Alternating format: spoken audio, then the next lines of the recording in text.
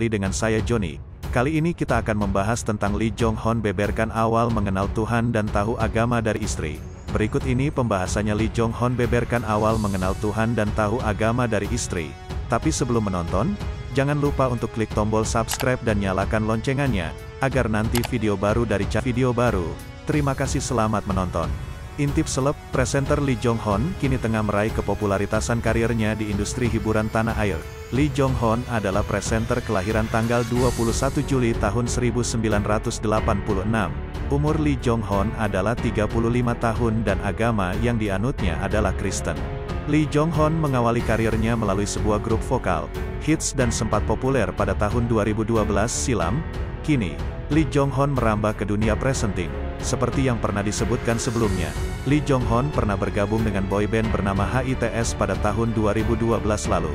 Boyband tersebut sempat jadi sorotan dan memiliki banyak fans. Sayangnya, HITZ harus kandas di tengah jalan. Karya Lee Jong Hon bersama HITZ sempat merilis beberapa lagu, di antaranya seperti Yes Yes Yes, Nawaneo, Fantasy, Jangan Pisahkan Aku, I Miss U Bogosipo, Cinta Lama Tak Jumpa, dan Cinta Suci. Menjadi presenter, sukses di dunia musik, Lee Jong Hon mulai merambah ke dunia presenting. Ia menjadi presenter untuk beberapa acara TV di antaranya seperti Warna-Warni Dunia, Roaming, Nyonya Nunung, Inbox, The Box, Pagi-Pagi Pasti Happy, Selebrita, Caca Marica, dan masih banyak lagi. Tak hanya menjadi presenter, Lee Jong Hon juga memiliki bakat di dunia akting. Lee Jong Hon telah memerankan beberapa sinetron hingga film gaes. Salah satu film yang diperankan oleh Lee adalah Cinta Pertama, Kedua dan Ketiga. Sementara itu, sinetron yang ia perankan diantaranya High School Love Story dan Tiga Sempruwul Mengejar Surga. Pria asal Korea Selatan tersebut menceritakan awal mula karirnya hingga dirinya yang baru tahu soal agama. Lee Jong Hon mengaku baru mengenal Tuhan dan tahun soal agama usai dirinya dekat dengan Moa sang istri hingga akhirnya mengikuti agamanya. Penasaran seperti apa cerita Lee Jong Hon soal agama?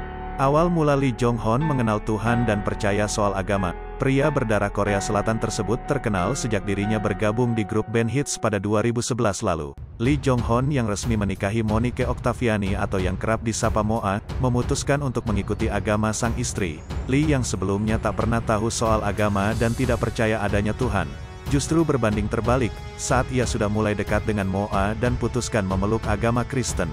Pengakuan Lee Jong Hon soal perjalanannya mengenal Tuhan tersebut tak lepas dari peran sang istri yang jadi panutan dan figure bagi dirinya akan keyakinan yang dianut. Lee Jong Hon dan Moa menikah pada tahun 2017 lalu.